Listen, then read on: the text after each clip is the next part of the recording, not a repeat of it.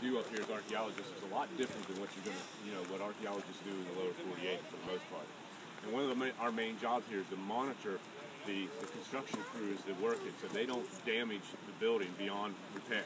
I was just talking to the two inspectors down there on the railroad trestle, as you saw, and I was telling them that I was getting ready. I was trying to show y'all what we do archaeologically, and I was just talking to Mary about it. And it's kind of difficult because a lot of what our job is literally doing this.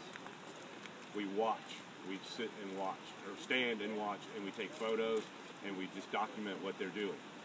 It's a pretty simple process. Sometimes it can be a really boring process. But at the same time, yesterday he told me they had some drama here, and that was while they were doing the restoration inside the mill, they accidentally cut into one of the ore chutes, and that's a no-no. That's something we do not want to do, and it caused a lot of emotional responses yesterday. People are really passionate about these buildings, and the archaeologists that work here are very, very passionate about what we're doing and still to preserve the integrity of these buildings while they're doing this stabilization. And so yesterday they cut into an ore chute and actually had to stop. That's our job. We stop.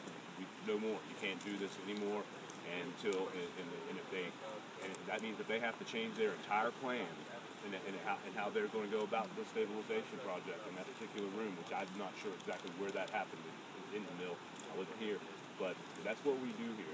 And I know it's such a different scope of archaeology than I'm sure what you guys are used to, or if you've been on any archaeology digs, things of that nature. It's not.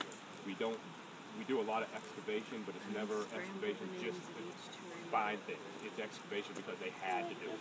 They actually had to. You saw Lane when we come in. You met Lane in the heavy equipment operator I introduced you. He asked me, like, "Are you busy right now?" Because he was getting ready to go someplace down here. We're going to end up down there. And what's really cool is I think that if we time this perfectly, we'll get down behind the leaching plant when he comes down, and you guys can actually see what we do. It may not be the most exciting thing in the world, but you get to see exactly what we're doing because they're getting ready to put a road behind the leaching plant so they can get heavy equipment behind there to do some work. And so we have to be there to monitor that front.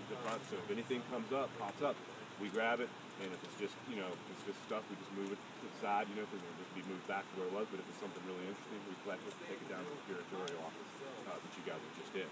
So I'm trying to give you all a really good overview of the town, as well as what we're doing here and what the purpose of the two archaeologists being here is. So let's go ahead and head